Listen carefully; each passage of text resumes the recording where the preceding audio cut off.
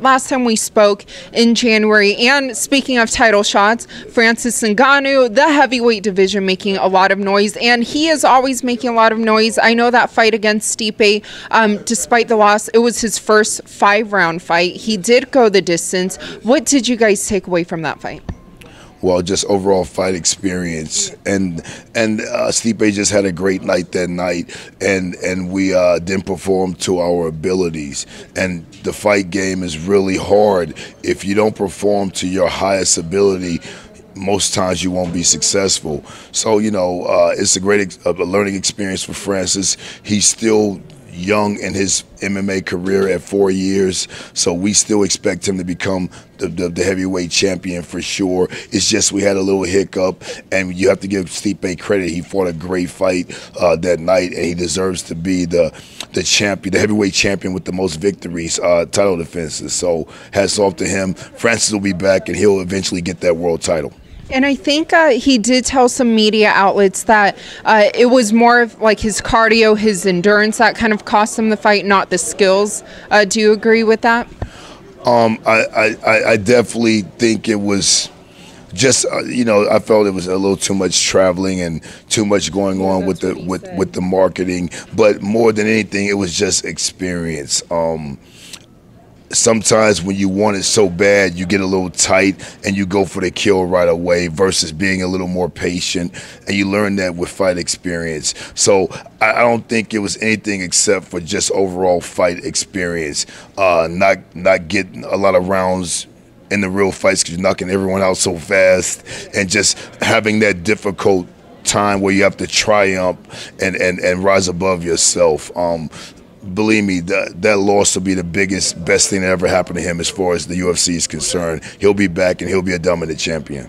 And recently, not only has he said that he's interested in Derrick Lewis, who is also interested in fighting him, but another big name, Brock Lesnar. It's been reported he does want that fight. What do you make of it? Who do you want to be next for him to kind of catapult him back into that shot, even though I believe he's still ranked #1 in the heavyweight rankings? Whomever he wants, that's who he should get. He deserves that. He fears no man, of course. So either one would be great fights. Brock will be a more higher profile fight, but Brock can't move the way Stipe can. So Brock will be more of a stationary target, even though he has that great wrestling. You know, that's something to take note of. But I see Francis stopping either one of the two of the guys. Derrick likes to bang and throw them things. Francis isn't the guy to fight that style that he fights with. So either one of those guys, whoever Francis wants in his heart, soul, and spirit, that's who he should take, and he'll beat either one of them. And has the UFC approached you guys with a potential next fight yet? All that business is on Francis and Dana. He just got back. He's been in town for a week. He's doing some training at the UFC PI. All the business is on them. We'll just take it from there. Yeah. And do you think that him taking kind of, you know, a little vacation, going and spending time back in his hometown and also with his family, it was good for him, right? Absolutely, because he was going back to back. After the Overeem fight, he had about 6 weeks to get ready for the next fight. So he needed some time to just reflect and recover and you know, restore the body and the mind. So I think it was a great thing for him to go back home, see all his family in Africa, you know, inspire the children there, inspire his community, and make his mom proud. So it's always a good thing going back home, and now you come back ready to reset and go at it again. Yes, and motivated and refueled too, right? Yes. Yeah. And lastly, speaking of, you know, because Stipe and Daniel Cormier, they have their fight during International Fight Week, which some people are saying, will we see Ngannou, you know, come back and fight someone during that weekend? Who knows? Yeah. Whatever he wants to do, whatever him and Dana sets up, that's what happens.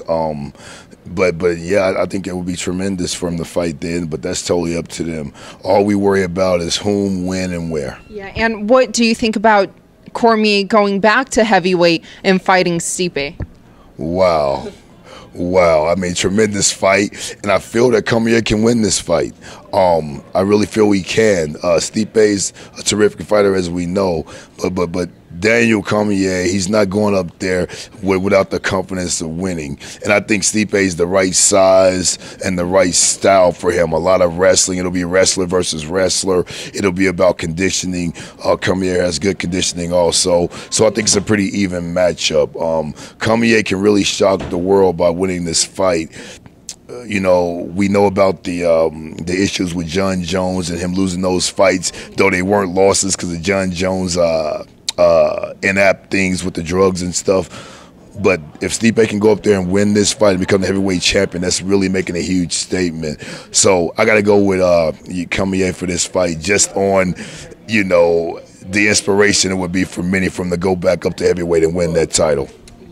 Two-division world champion. Well, it is always great to talk to you and catch up. Thank you so much. And I know you're leaving town this weekend once again, right? Yes. We got Keith Lee fighting Kevin Lee's little brother. Keith Lee's 135-pounder. He's fighting a mixed martial arts fight in South Carolina. We're actually leaving tonight for that fight. He's doing well. He's had a tremendous camp, and we look forward to him being successful this Saturday night. Yes. Well, best of luck to you, and starting with this weekend. And once again, thank you so much for your time. Thank you, guys. Respect you all. Thank you so much.